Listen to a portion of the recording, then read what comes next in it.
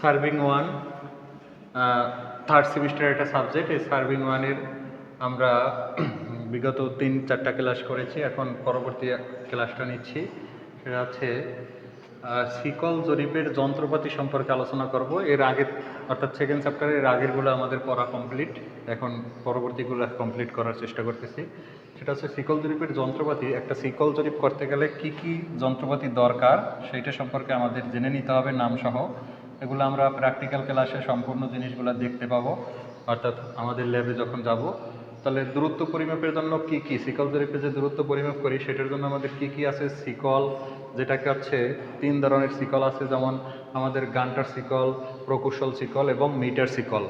তাহলে 3টা শিকল আমরা জানলাম। এরপর বর্তমানে আমাদের শিকল ব্যবহার করি না, আমরা টেপ ব্যবহার করি। সেটা লাইলন টেপ, ধাতব টেপ এবং স্টিল টেপ ও ইনভার্টার টেপ এগুলো আছে।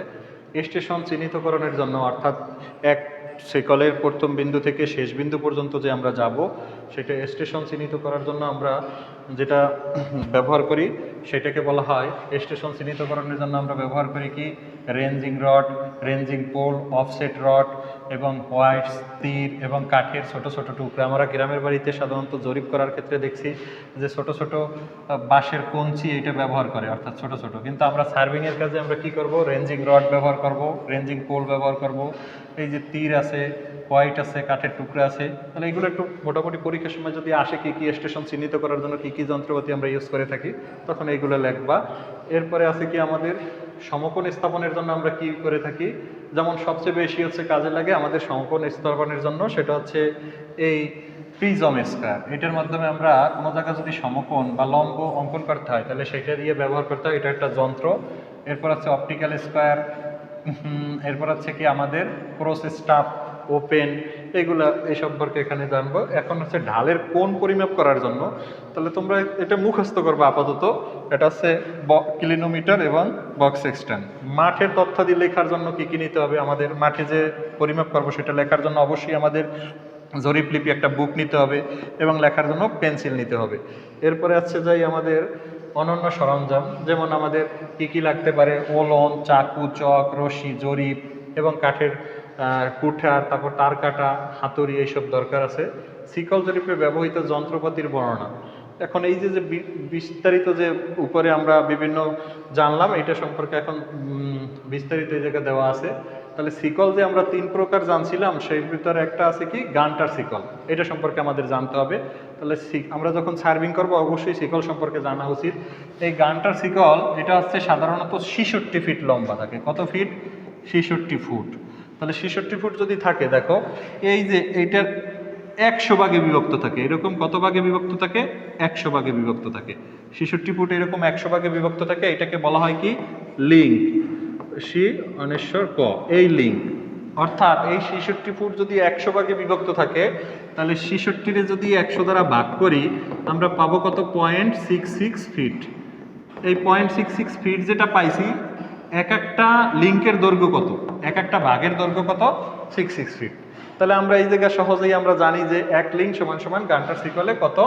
66 ফিট। তাহলে এই জায়গা কি যে গান্টার শিকল 66 ফুটে ভাগ করা হয় এবং 100 ভাগে ভাগ করা হয়। এরপরে আমরা যাই গান্টার শিকলের ক্ষেত্রে।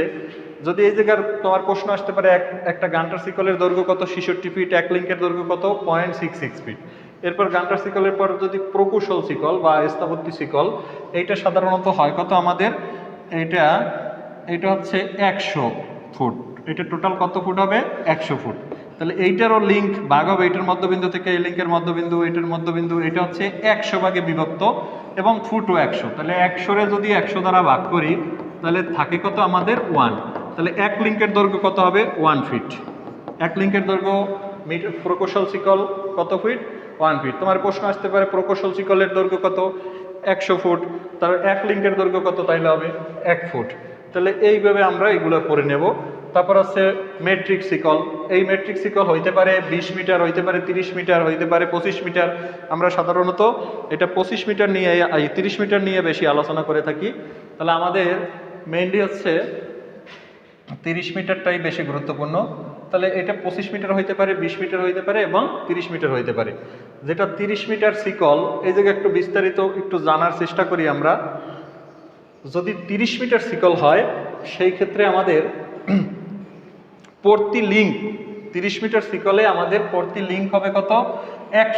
30 মিটার যদি হয় তাহলে 150 ভাগে ভাগ হবে, 150 ভাগে ভাগ হবে। তাহলে 30 মিটারে যদি 150 দ্বারা ভাগ করি তাহলে এক লিঙ্কের দৈর্ঘ্য 0.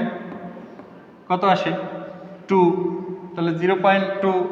আবার 20 রে যদি আমরা ভাগ করি, 20 মিটার সিকল হচ্ছে 100 ভাগে ভাগ, 100 ভাগে ভাগ, 100 ভাগে। তার মানে 20 রে যদি আমরা আবার 100 দ্বারা ভাগ করি, এটাও কত? 0.2। তার মানে 30 মিটার সিকলের এক লিঙ্ক সমান সমান কত? এত মিটার। আবার এইটার এক লিঙ্ক সমান সমান কত? এত মিটার। তার মানে আমরা মনে রাখতে হবে এখানে একটা জিনিস, 30 মিটার হচ্ছে 150 ভাগে বিভক্ত, আর 20 মিটার বা 25 মিটার হচ্ছে কত? 100 ভাগে বিভক্ত। তাহলে এই হচ্ছে আমাদের সিকলের পরিচিতি। এখন আমরা বিভিন্ন যন্ত্রপাতি আছে সেটা সম্পর্কে আলোচনা করব। যেমন এই যে কিছুক্ষণ আগে রেঞ্জিং রড জানছিলাম, এই যে রেঞ্জিং রড একটা টোটাল বড় একটা কাঠির মতো, সেটা হচ্ছে কি আমাদের নির্দিষ্ট স্টেশন বিন্দু চিহ্নিত করার জন্য ব্যবহার করা হয়। এটা ব্ল্যাক এবং হোয়াইট দ্বারা থাকে, অর্থাৎ এরকম খাপে খাপে আমাদের ব্ল্যাক এবং হোয়াইট দ্বারা চিহ্নিত করা থাকে যাতে দূর থেকে এটা দেখা যায়। এটা হচ্ছে কি রেঞ্জিং রড। এরপর আছে কি আমাদের রেঞ্জিং রডের পরে কি কি আছে দেখো, রেঞ্জিং রড এবং অফসেট রডের ভিতর পার্থক্য। ওই যে দুইটা জিনিস দেখছি, একটা হচ্ছে রেঞ্জিং রড, একটা হচ্ছে অফসেট রড। এই দুইটা জিনিসের ভিতর পার্থক্যটা আমাদের আছে। যেমন আমরা জানি কি দৈর্ঘ্য পরিমাপের ক্ষেত্রে, সচরাচর দৈর্ঘ্য পরিমাপের ক্ষেত্রে আমরা রেঞ্জিং রড সচরাচর 2 মিটার থেকে 3 মিটার হতে পারে, এটা হচ্ছে কত? 3 মিটার হবে। প্রস্থচ্ছেদের আকার গোলাকার এবং অষ্টভুজাকৃতি হতে পারে, ওটা সাধারণত অফসেট রড গোলাকার হয়। এগুলো একটু পরে নেবা। স্লোট এবং লম্বালম্বী, এটা স্লোট থাকে না, এগুলো একটু পড়বো। এরপর হচ্ছে ওলন, এইসব সম্পর্কে তো আমরা জানি। এরপর হচ্ছে এই একটা গুরুত্বপূর্ণ বিষয় যেটাকে বলা হয় আমাদের লোহার তীর। এই তীর দিয়ে আমরা শিকল পরিমাপ করার ক্ষেত্রে একটা অনুগামী থাকবে আর একজন অগ্রগামী থাকবে। তো অগ্রগামী সামনের দিকে গেলে যে চিহ্নটা দিছে ওইটা আমরা হাতে তুলে নেব, আবার পরবর্তীতে আবারও অগ্রগামী চিহ্ন দেবে। সেইটা হচ্ছে কি এই রেঞ্জিং লোহার রডের মাধ্যমে, অর্থাৎ এইটাও আমরা ল্যাবে দেখতে পাবো। এরপরে আসি যে ফিতা সম্পর্কে এখন টোটাল আলোচনা করা হয়েছে। ফিতা কি কি থাকতে পারে? দাতব, এই কাপড়ের ফিতা, তারপর ধাতব ফিতা, ইস্পাতের ফিতা এবং ইনভার টেপ। এগুলো বই দেখে দেখে আমরা থিওরিগুলো পড়ে নেব, বোঝার যে বিষয়গুলো সেগুলো আমরা বুঝে নিচ্ছি। এইখান থেকে আমাদের সবচেয়ে বেশি ইম্পর্টেন্ট হচ্ছে ইনভার ফিতাটা। এই ইনভার টেপ কাকে বলে এটা প্রশ্নে আসতে পারে, যে ইনভার টেপ কাকে বলে। তখন তুমি এটা এই জায়গায় যে সংজ্ঞাটা দেওয়া আছে যে ইস্পাতের শতকরা 36% নিকেলের সংকর ধাতু দ্বারা ইনভার টেপ তৈরি করা হয়। এই ফিতা তাপীয় সম্প্রসারণ সহ খুবই কম, অর্থাৎ আমরা যখন রৌদ্রে পরিমাপ করব তখন ফিতাটা যদি প্লাস্টিকের হয় তাহলে সেটা রৌদ্রের কারণে কি বৃদ্ধি পাবে, তখন পরিমাপে সেটা কি হয়ে যাবে, আমাদের পরিমাপ তখন আমাদের শিকল বৃদ্ধি পায় তখন পরিমাপ কম হয়, আর শিকল হ্রাস পাইলে পরিমাপ বেশি হয়ে যায়। তাহলে আমাদের তাপীয় প্রসারাঙ্ক খুবই কম বিধায় এই ইনভার্টেপ ব্যবহার করা ভালো, অর্থাৎ পরিমাপটা সঠিক পাবো। এই যে ইনভার্টেপ, এই ইনভার্টেপ সম্পর্কে এখানে বিস্তারিত জানবো। এরপর বিভিন্ন ধরনের এই যে যন্ত্রপাতি আছে এটা সম্পর্কে জেনে নিতে হবে। এখন ক্রস স্কোয়ার স্টাফ, এই স্টাফের মাধ্যমের কাজগুলো প্র্যাকটিক্যালে দেখব। এরপরে আসি আমরা যে রেঞ্জিং রডের ব্যবহার এবং অফসেট রডের ব্যবহার, এটা সম্পর্কে। এগুলো স্টেশন বিন্দু চিহ্নিতকরণের জন্য ব্যবহার করা হয়, এগুলো রেখা সোজাকরণের জন্য ব্যবহার করা হয়, ছোটোখাটো দৈর্ঘ্য পরিমাপের জন্য ব্যবহার করা হয়। অফসেট রডটা কী করবো, এগুলো স্টেশনে চিহ্নিতকরণের জন্য ব্যবহার করব। তারপর বেড়া বা সোজাগুলো ব্যবহার করব, লম্বা স্থাপনের জন্য স্থাপন করব। এগুলো থিওরি পড়া তো একটু করে নেব বাসায় বসে। এখন আমরা এই দ্বিতীয় চ্যাপ্টার এই জায়গায় ক্লোজ, অর্থাৎ পরবর্তীতে অনুশীলনীতে যা আছে এগুলো তোমরা বাসায় বসে দেখে নেবে। আর যদি কিছু না বোঝার থাকে সেটা আমরা ক্লাস টাইমে বুঝিয়ে দেব।